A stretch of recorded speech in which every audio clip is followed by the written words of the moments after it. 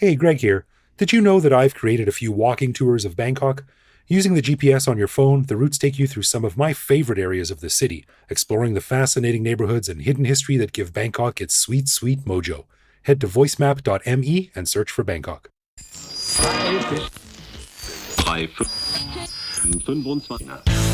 On this episode, we discuss how we can cut through the cliches and sell Thailand to folks back home who might not know much about it. So if you've ever wondered if Thailand truly has everything for everyone, you'll dig this episode of the Bangkok Podcast.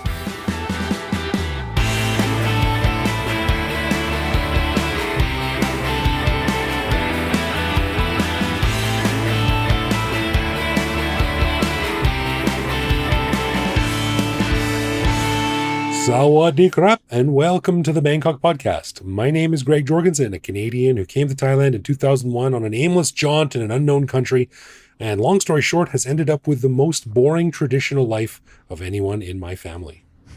That's great. You went on an adventure and ended up being Homer Simpson. Well, I wouldn't go that far, but I'm just saying, Come on. My family's going through some stuff. Most members of my family have dealing with stuff, and I've got a very traditional, comparatively boring life compared to them. So I guess it's a good thing. So you went around the world to become a boring family man. That's right. That's That's a type of adventure. Achievement unlocked. And I'm Ed Knuth, an American who came to Thailand on a one-year teaching contract almost 24 years ago. Fell in love with the pea soup of Bangkok humidity, a visceral reminder that I'm not in Kansas or Ohio anymore, so I never left. Man, Bangkok must be one of the only cities in the world. Not the only city, but it's definitely a city that you can taste when you come out of the airport. You're just like, as I mentioned on the bonus show, I arrived in Bangkok from the States at 6 a.m. this morning, and it's just, you just step outside and I'm like, okay, I'm not in Kansas anymore. This is not the United States. I'm in a totally different climate. Yeah. I can feel it. That air is just dense with water. It is thick. It is thick. All right, we want to give a big thanks to all of our patrons who support the show. Patrons get every episode a day early, behind-the-scenes photos of our interviews, a heads up to send questions to upcoming guests, and access to our Discord server to chat with me, Greg, and other listeners around the world. But best of all, patrons also get an unscripted, uncensored bonus episode every week where we riff on current events and Bangkok topics. On this week's bonus show, we chatted a little bit about my trip back home from my high school reunion, which we'll get into in more detail in a few minutes here on the main show, more thoughts on dealing with aging family members while living overseas, and a few discussions about the dissolution of the Move Forward Party and the removal of Prime Minister Srettha. At least you can say that Thai politics is never boring. No doubt. To learn how to become a patron and get all this good stuff, plus full access to over 700 bonus and regular back episodes, click the support button at the top of our website. That's right. And as always, if you have a comment, a show idea, or just want to say hi, head to bangkokpodcast.com and click the little microphone button on the bottom right to leave us a voicemail. We'll play on the show. Reach out and say hi. We love hearing from you. All right, on this episode, we get some juice from Ed's recent visit back home for his high school reunion. Now, I know this was a long time ago in the early internet dark ages where information was a bit more difficult to come by than it is now.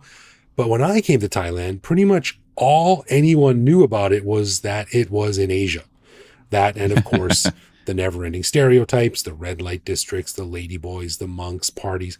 Hell, it was well into my time here before people stopped asking me if I spoke Taiwanese. Now, of course, this here podcast that we're on right now exists precisely because of that. Anyone who lives here knows that there's so much more to Thailand than cheesy cliches, but we wondered how much of that has filtered down to the regular folk back home who have not traveled a lot, and how do you sell Thailand to different types of people who are into different types of things? Now, seeing as how Ed was just there, we thought it'd be interesting to discuss. I haven't been back home and talked in depth with people about Thailand in quite a while, but you are the most recent one of us to head back. Ed, what do you think of this? Well, first off, I love this topic. I have to admit, I don't think Thailand is for everyone. If we're just being perfectly clear, you and I have talked before about how there's really just not much like high culture in Thailand. So if you want if you want world-class Broadway plays, maybe world-class museums, you're not going to get that in Thailand or Bangkok. But to be honest, there's not many other groups of people that can't find what they want here. Okay, maybe surfers. So we don't have really good surf, but being back home and chatting with many different people, totally different types of people, I really came to the conclusion that I think I could sell Thailand to almost anyone. So not anyone, but Thailand is much broader than, as you pointed out, the cliches. Everyone knows there's nightlife here. And maybe good food and maybe temples. Those are the classics, and maybe beaches.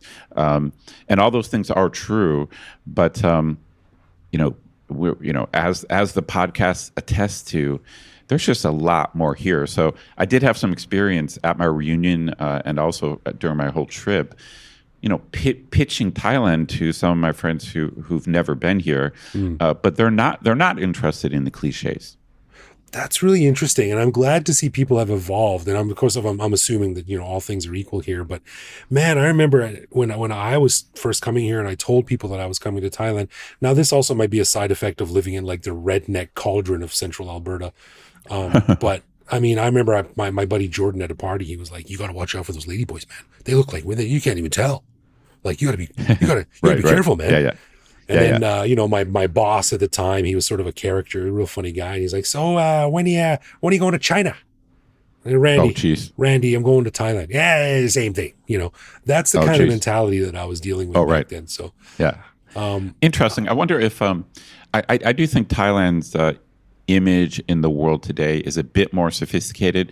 Those cliches do exist. I think, my friends, so first off, I've had a bunch of friends who've come here, and so they already have a basic education on it. But that's an interesting question, and I'm sure that the Tourism Authority of Thailand, this is the kind of thing that they should be working on or have data on. But I do feel Thailand is more well-known now on the world stage than it was before. I mean, I'm hoping things have gotten better.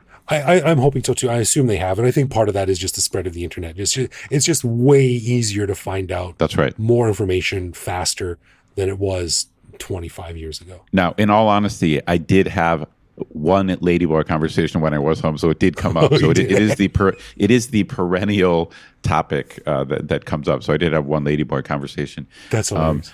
But in general, I ran into a lot of people. I was at a high school reunion, but then I also saw other friends.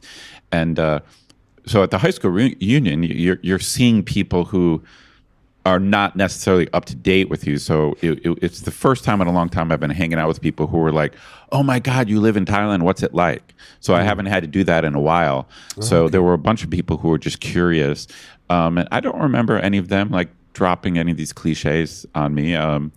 But then there were some other people I talked to who were interested in coming to Thailand, but maybe the normal things that they knew weren't enough. And so I found myself in a position of trying to convince them that, no, you really do want to come to Thailand.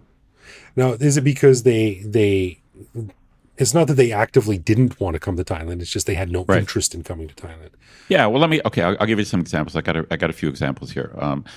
Okay, one example is I've got a couple friends who are hardcore outdoors people.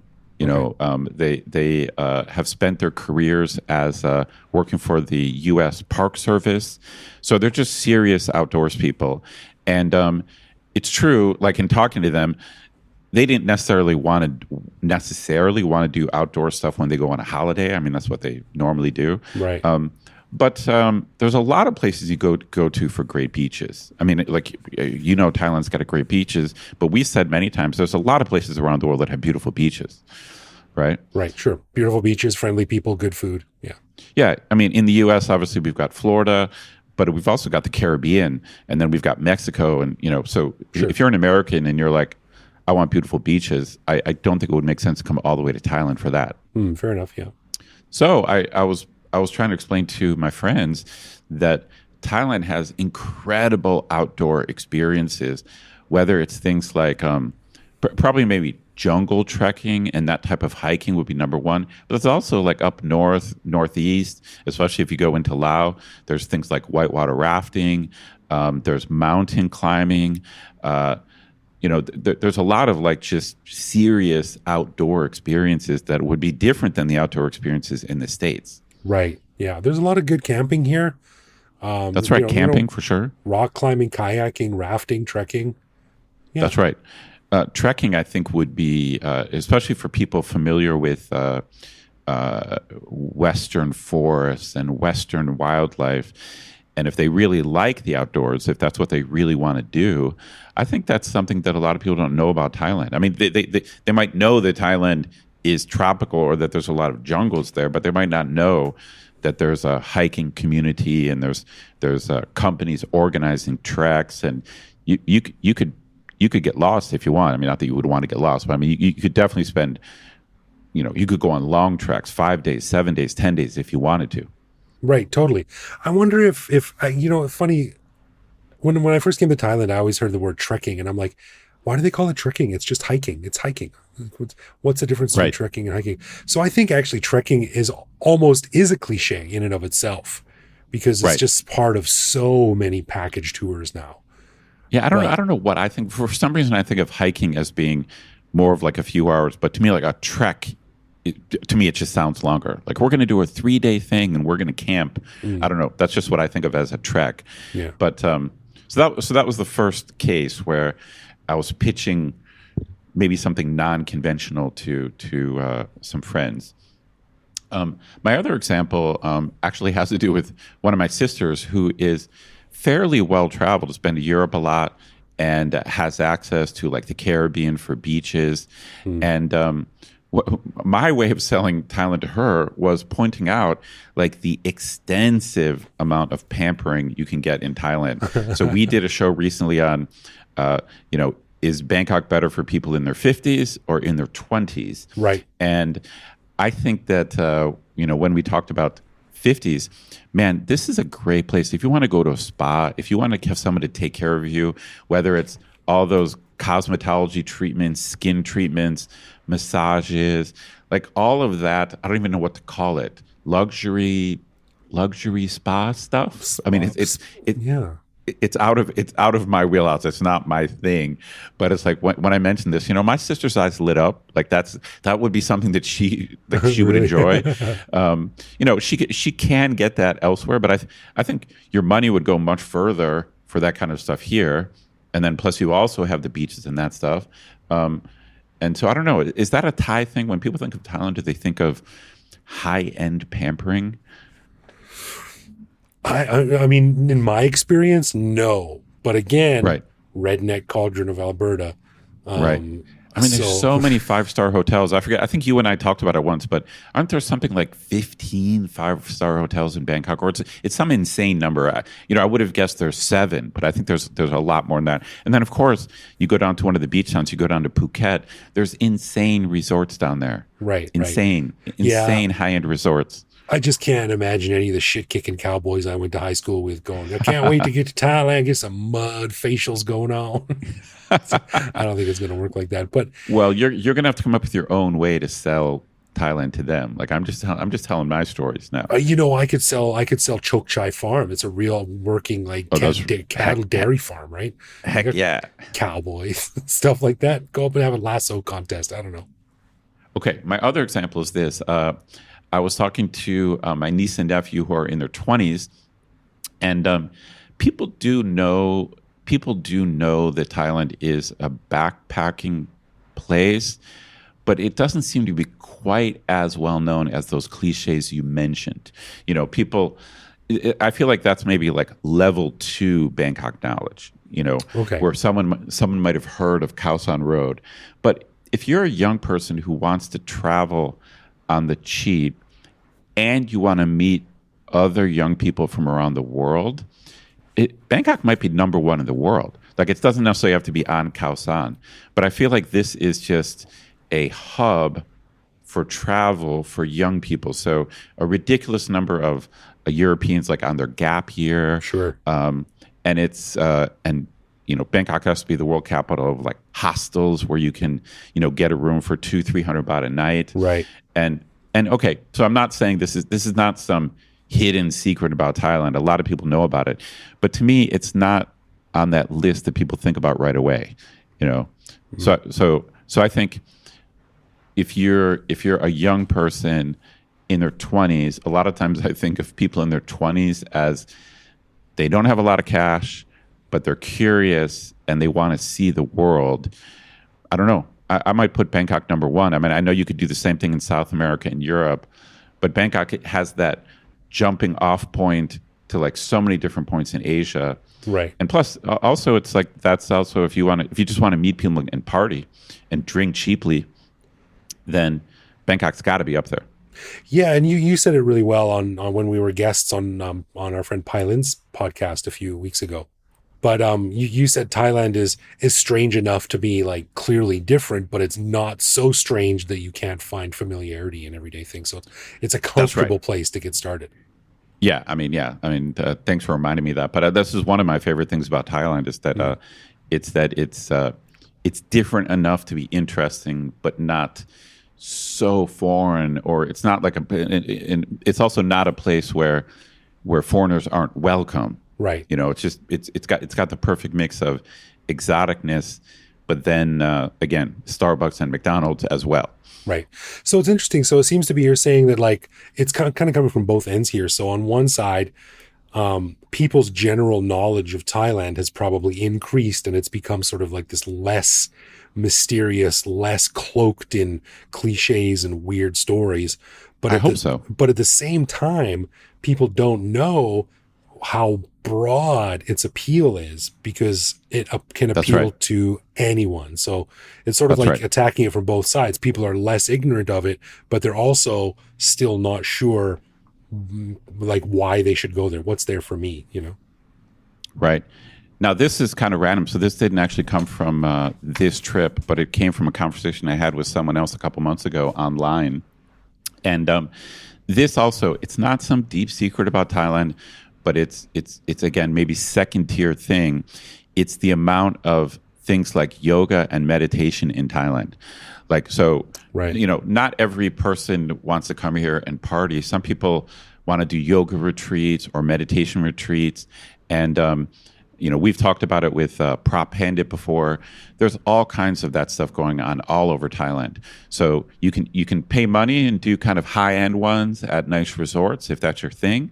But then there's very cheap and essentially almost free, you know, meditation and yoga retreats going on as well. And I wonder, you know, it's just I don't follow the way that the Tourism Authority of Thailand, I don't follow the way they pimp Thailand. But of course, I do come across commercials now and then or their ads. And I don't know, I never see this kind of stuff. Like, does the Tourism Authority pimp like rafting and like jungle trekking? Do they do that? Like, do they pimp yoga retreats? I don't know. Like, do they do that? Yeah, I don't know. I mean, every time I see a Tourism Authority ad, it's like beaches or temples or like monks walking around with their alms bowls, that's the stuff that everyone already knows. Yeah, I mean, that's what you see on every tourist agency on Khao San Road in the back of a seat in every taxi, you know, like these cheesy little things. Right. But, you know, the TAT recently has been starting to put a focus on the secondary destinations, which I think makes sense because there's so much other cool little towns to go to. Well, destinations, I agree, but are they pimping secondary activities? I guess would be the right thing. Are they pimping that? Yeah, I don't know. I haven't been looking, so I'm unsure. But I think it would be a home run if they did. There's so much stuff to do here. So yeah. I don't know. I mean, I just feel when I was back there and had a lot of conversations about Thailand, it's just a combination of my total years here, plus doing the podcast now for this is like my 7th year or 6th year or something like that. Right. I got a lot of game, man. That's all I got to say. It's like I could sell. I feel like the Tourism Authority, they should hire me because I feel like I can sell Thailand to almost everyone. I'm not going to, you know, I think there's some exceptions. Like there are things that Thailand is lacking. There's no doubt. Yeah. But man, like I feel like I could meet a variety of people and just find something really cool in Thailand that they would like, and I wouldn't be full of it. So I mean, legitimately, I'm not talking about spinning it and manipulating it. I mean, legitimately, legitimately, I could sell Thailand to, I feel like 90% of people. Well, I just got a message the other day from my buddy who I came over here with, my friend Mark, who famously went back home, Right, much right. quicker than I did. And he said, "Hey, my uncle might be coming over to Thailand. Is it okay if I give him your email address?" And I was like, "Of course." Now, his uncle is, I mean, I've met him years and years ago when I was in high school. He's a really cool guy, but he lives in Salmon Arm, which is in like the interior of British Columbia, Shuswap region. So, I Oh, mean, wow. it's about as far removed from Thailand, geographically, culturally, climatically as possible. So Wow. I'm really Wow. interested into what he's looking for when he comes over here. So it'll be real. I'm really looking forward to his email if he ever does decide to come. Exactly. Why are you coming here now? Because he's got to be, like in his late 60s at least. So I mean, really, I mean, this, you and I are just scratching the surface, but I think this is a really good challenge because I feel like I'm up for it. Things like digital nomads, like, yeah, boom, check, we can do that. Like, this is yeah, pretty digital nomad friendly and allegedly become even more friendly with like the visas. There's just, maybe we should have done a show on who should not come to Thailand. Like, who shouldn't come to Thailand? I mean, because, or maybe we wouldn't even have enough stuff to do for like that show. The only people I can think, honestly, off the top of my head, the only people I can think of are people who want, what I call high culture. I don't know if that's the right term, but I think if that's what you want, you got to go to London or Paris or New York or, those kind of places. But what else don't we have? Yeah, that's a good point.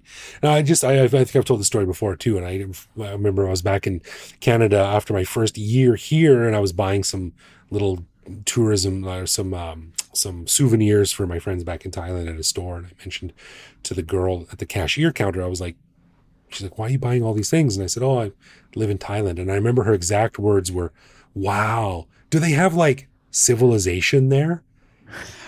And I was like, That's "Well, great. yeah," That's great.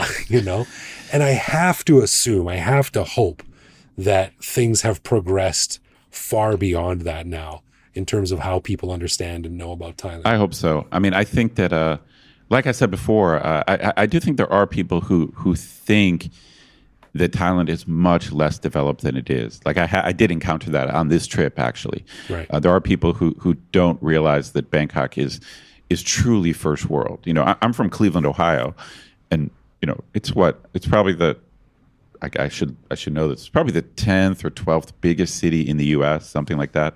So it's not 30th, right? But Bangkok is just way more advanced. I mean, just way more. I mean, it turns out that Cleveland actually has a very good arts scene, a surprisingly good one. So actually, that's one advantage Cleveland has over Thailand. We do have high culture, but in terms of just how advanced it is, I mean, the public transportation here just destroys what exists back home. Same. And I think surprisingly, there might be still some ignorance out there about how advanced Thailand really is, at least in Bangkok. Right. Yeah. And this brings us back to this idea of a survey that we want to send out. And I actually put one together, but I'm not quite sure about it yet. But I would really like to send a survey out to people and sort of ask them, what do you think Thailand is most known for? Like rank these things in order of most known for and least known for, or most available and least available. Right. You know what I mean? I think it'd be really fascinating to see the difference between someone who's been here, someone who's never been here, et cetera, et cetera. Sure. Well, I hope the TAT is doing their job. I mean, this is really what this should be their wheelhouse, is broadening people's ideas of what Thailand is. I hope I'm not coming across as biased just because I live here or I do the podcast. I mean, obviously, you and I don't get paid more the more people that visit Thailand. Unfortunately, we don't. It'd be cool if we did. I wish. It's just I just feel like I'm looking at the factual reality of Thailand, and a lot of those cliches that you mentioned are actually true. Like, they are true, but there is just way more options. And I think maybe some people, at least some of the people I encountered, they weren't aware that, I could do that in Thailand also. Yeah, that's an interesting way to phrase it too, because it's like something just popped into my head. The old phrase, like, years ago, people would say like, "Oh, I don't want to get a Mac because You can't run PC programs on it. And that used to be the case, but it's not anymore. So when people say like, right. oh, Thailand is known for ladyboys, you can't say, oh no, they're gone. Like, Yeah, that's right. No. They're still here. The cliches are true. The cliches are true. There's more, you know? I think so. I think so, for sure. Yeah, there's so much more. I did my part on this trip to sell Thailand to the world. So you should get a little, unofficial ambassador pin you can pin on your jacket. I should. I absolutely should. Yeah. Good for you, man. Well, interesting. I really want to head back too. I want to head back and get into more conversations with people about what they think about Thailand, because I never really did the last time I was back. I just mostly hung out with my friends, and they're like, yeah, he lives in Thailand. And I actually, to be honest with you, to wrap this all up, I was a little bit taken aback that no one seemed to give a shit about my life in Thailand. I got almost no questions about it. No one asked beyond the usual, like, so how are things going? When was this? A couple years ago. I went back by myself for a few weeks. Oh, that's right. Well, that's disappointing. Yeah, I really wanted to throw down some knowledge. Like, you'll never guess, we got ladyboys in Thailand. No, perpetuating the stereotypes. But anyway, we all have to do our part to sell the country and tell people around the world how actually great and varied it is. Tell people how stable the politics are. Well, sure, we can say that. But we'll let people figure that out on their own. I guess we'll add that to the list of things that Thailand doesn't have. That's right. All right, let's do something we call Would You Rather, where one of us picks two contrasting situations tied to Thailand to debate and choose which one we'd prefer. Ed, this week I'm throwing it over to you, freshly arrived from the US of A. Well, I got an interesting one. Having dealt with immigration issues in Thailand and then as well in the States to a little extent. And I'm no fan of bureaucracy. Right. And also I know over the years you have tangled with both the Thai government and the Canadian government before. Mm-hmm. Yeah. Done a little mud wrestling with both of them. A little wrestling. Back. So here's my question to you. If you had an immigration problem, and I'll keep it pretty vague. I mean, obviously nothing super major, not like a deportation type problem, but you just got like a bureaucratic snafu problem with paperwork. Some shit's got to be worked out. Would you rather walk into Thai immigration and have to deal with that? Or would you rather deal with the Canadian government? I mean, okay, this is a choice between two shitty options, but which one is less shitty? That's a good one. It's interesting because, like, in Thailand, they kind of got you by the balls because, like, you can't lose your temper. There's one group of people you don't want to yell at in Thailand. It's the immigration police. True that. Because they'll decide whether to let you in or not, and they kind of got your future in their hands. But also, you want to also argue, like, this is legal. This is my right. I'm allowed to do this. I'm allowed to be like this. And you want to argue against the sometimes silly little rules or laws or snafus. But then again, in Canada, like, I got pulled out of the immigration line in Canada getting back into the country one time because I was in the resident line, and they're like, "You're not a resident. You don't live here." I was like, "But I'm a citizen." Oh. They're like, "That's different." And they got all bitchy about it. Right. I think I would probably rather get into it with Canadian immigration because they can't reject my visa or take away my passport. I've always got that. Oh, they can't totally screw you over. Right. I've always got that ultimate fallback. And I know that as a citizen, roughly speaking, I have the same rights as everyone else. But in Thailand, which is my home, I would rather be here, but also I understand that expats are sometimes at the whim of whatever tides are blowing that day. Right. So, yeah. It's actually kind of a tricky question because, so in the US and Canada, the rule of law is going to be tougher than here. And in general, I think that's good. But at the same time, if you have a problem, you might actually want some flexibility. So when you have a problem, you might prefer to be in a situation where they might bend the rules a little bit. You know what I mean? Yeah, that's a good point. Point. But in my experience, Thai people tend to bend a lot of rules, but not when it comes to bureaucratic paperwork. That's like Thai people are kind of flexible and reasonable with all kinds of things, including even like general laws that or something's supposed to be illegal, but the police don't enforce it. But when it comes to having your paperwork in order, that's in my experience, the Thai government is not flexible about that. Like they're pretty rigid. Like, so there kind of is rule of law when it comes to like, do you have this form, this form, this form, and that form? You know what I mean? Right. So I think I might lean the way that you lean. So in that case, I might as well be in a situation where I have more rights, and right. I might not be stuck at the whim of someone else. Like if the immigration officials here were kind of chill and laid back and maybe willing to bend the rules a little bit, I might rather deal with them than deal with like the American government. Right. But back in Canada, I'd feel much more comfortable pushing my case and arguing with them. Like, no, that's not right. That's wrong. That's right. Yes. I think that's a very good point. But here I would be like, kaboom, whatever you say, sir. Yeah. That's right. You can't. That's exactly right. So I think I would agree with you. I mean, it's basically a choice of two evils. But it's an interesting question why Thai people are so reasonable and flexible and how they're bending all these kinds of rules until it comes to government paperwork. Right. Like our buddy John says, Thailand has no rules until there are rules, and then they're absolutely unbreakable. That's it. Unfortunately, that is the case. So at least we agree. That's a good one. Yeah. Alrighty, a final thanks to all of our patrons who support the show. Patrons get a ton of cool perks and the warm, fuzzy feeling knowing that they're helping in our never-ending quest for cool content. Find out more by clicking support on our website. And connect with us online. We're Bangkok Podcast on social media, bangkokpodcast.com on the web, or simply bangkokpodcast@gmail.com. We love hearing from our listeners and always reply to our messages.